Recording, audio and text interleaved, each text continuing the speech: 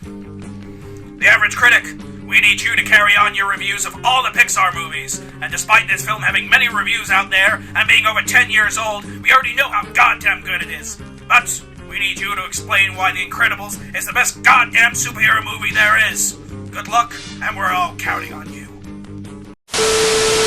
So in today's world, superhero movies are everywhere. You can't seem to have a conversation without someone asking you to decide on DC or Marvel. What makes superhero movies so interesting is it's been following the formula of trends in cinema for over 50 years. Hollywood has always been latched onto specific film genres, hoping to discover the next big idea. In the 1950s to 1960s, Hollywood latched onto westerns and musicals with big stars like Gene Kelly and Clint Eastwood. They went into a galaxy far, far away in sci-fi movies in the early 80s, and in the 90s brought us raunchy teenage rom-coms like American Pie and There's Something About Mary. And now in the modern world, the new big trend is superhero movies. The culture is everywhere. Now, there have been many superhero movies since the 1940s, but most people would agree the culture wasn't heavily engraved into our own until 2008's Iron Man starring Robert Downey Jr. I am a huge MCU fan, but if someone was to ask me what my favourite superhero movie was, I wouldn't pick Marvel or DC, I'd pick Pixar in the form of The Incredibles. Hello, I am The Average Critic, and I'm going to tell you why The Incredibles is probably one of the best superhero movies ever. What makes The Incredibles so unique from other superhero movies is of course that it's an animated movie. Now most people would argue this negates the film's value, but in my opinion it works in its favour. Superhero movies are known for being incredibly expensive, with Avengers Age of Ultron being one of the most high-priced films ever at $365 million. And you can understand why. To the enormous set pieces, high-class actors, and having the actors undergo training for all the fight scenes we know and love. This made The Incredibles a bit more accessible in terms of their budget, and they didn't have to worry about the issues that modern-day superhero movies have. In live-action movies, filmmakers are limited by basic physics. It takes a lot more preparation and planning to pull off the almost impossible stunts that our actors go through in live action. The Incredibles isn't limited in any way because everything is done on the computer. The animators can set their own laws of science within the world they create. This meant the possibilities are endless within these films because as long as it can be dreamt and animated, it can make it in the movie. It also gave us probably the best Samuel L. Jackson scene ever.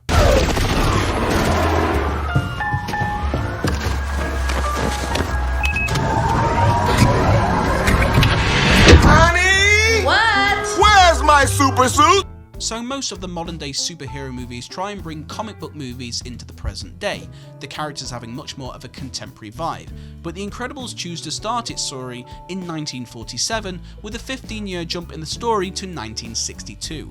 It is incredibly interesting that Pixar didn't just set this movie in the modern age and rather chose to make it a period piece. You can tell from the style of script and humour that the animators wanted to go back to the classic superhero vibe of not taking itself too seriously, with shows like Adam West in Batman the live action series and Christopher Reeve as Superman. This is also backed up by the score, which is incredibly memorable. It's a big brass full orchestra that sounds like a mix of James Bond and Sam Raimi's Spider-Man trilogy. There used to be a time when superhero movies were just fun, easygoing action flicks. Then films you would pick up on VCR video, just pop in the tape, sit back and chill with a big pile of popcorn. Despite The Incredibles not having the cheese factor that those shows and films had, The Incredibles does a great job at paying homage to them, while at the same time creating something new and exciting. Setting this film in a period time does more for its favour, as the costumes are much more colourful and closer to that of old-fashioned comics. Using the MCU is a fine example. As much as a lot of the superhero costumes are relatively accurate, there are some that have had a small upgrade in order to suit the more modern, realistic tones of the film. The Incredibles, however, doesn't need this. What makes them super is their powers, and you can tell the costumes are just a good old-fashioned spandex. And yet, in The Incredibles, even they didn't have nipple suits.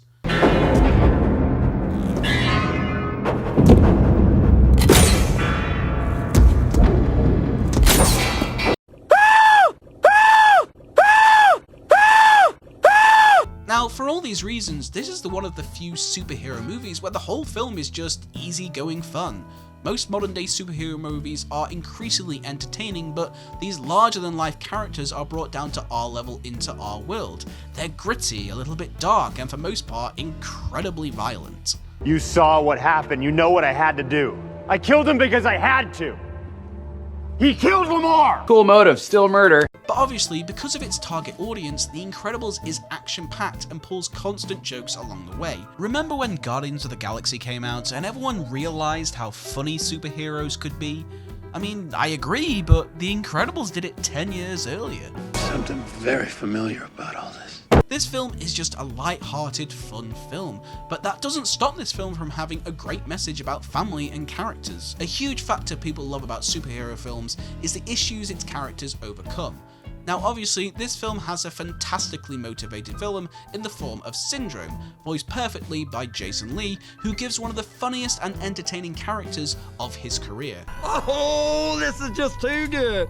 But also the characters all have a personal matter to overcome in their narrative, and their powers reflect that. Violet is a shy girl who can become invisible and create force fields. She needs to learn that it's okay to be seen and to embrace her uniqueness and not hide from it. Dash needs to learn that just because he has superpowers doesn't mean he can abuse them, and that he needs to walk before he can run and slow down in his life. Helen is a struggling wife trying to stretch to all corners of her life, dealing with 3 children and a husband, and dealing with her life without being a superhero, learning that it's okay to embrace who she was as a superhero and who she has become as a mother and wife. And of course, Bob learns that strength isn't just physical, and that working with his family and friends to help him is not a weakness, but a strength in its own right. So with any good superhero movie, you need to have good action, and The Incredibles does not disappoint. It's not gritty or groundbreaking like The Dark Knight, but all the action sequences are incredibly entertaining. Pixar really find interesting ways to use the characters' powers in fun ways. Dash running on water offers an awesome chase sequence, Elastigirl sneaking into Syndrome's lair is incredibly inventive, and the team-up scene in the jungle is easily the coolest thing ever! I mean, look how badass they are!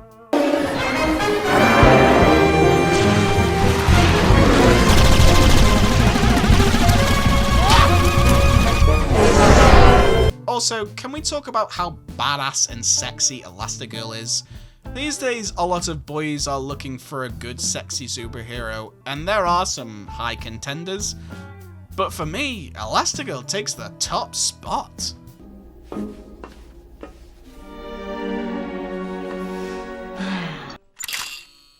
With all the awesome action sequences that constantly happen, this film never gets boring. There's no place in this film that I think could be cut, or maybe the pace slows down a bit. It's just constantly firing new material with great scenes. Every scene adds something to the movie. Even the action sequences, despite not having the intensity that the live action movies have, they all contain weight and consequence. It's like the fight sequence between Darth Vader and Obi-Wan Kenobi. It may not be visually pleasing, but in terms of storytelling, it's integral to the narrative. The film never forgets its message of family, and I really love that about this film. Naturally, most modern live action films' target audiences are comic book fans, and I don't think my mother has ever seen an MCU film, but god damn it, she loves The Incredibles! The Incredibles is just an easygoing action thrill ride with awesome characters. Even researching this film for my review, I found that almost all top superhero movies lists had The Incredibles in at least the top 10, and I can see why. And even though films from the MCU seem to be a staple in our culture, there are films in that list that do cause some fans to not enjoy them as much as others. But The Incredibles is just the most easy, likeable superhero movie ever. And so for me, it probably is, if not one of the best superhero movies of all time. So with that, that gets my professional rating of 9 out of 10. It loses a point because its sequel improved from its predecessor in my opinion, and superhero movies have become more grounded and serious, and I can understand a lot of people like that.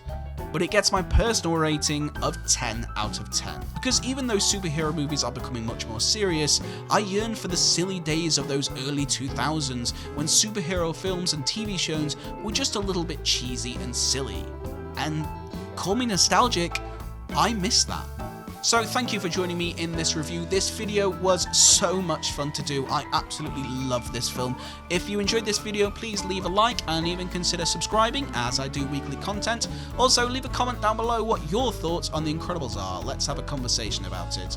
Tune in next week when we're going to be talking about Cars. That one is going to be an interesting one. So thank you for joining me, and I will catch you in the next one.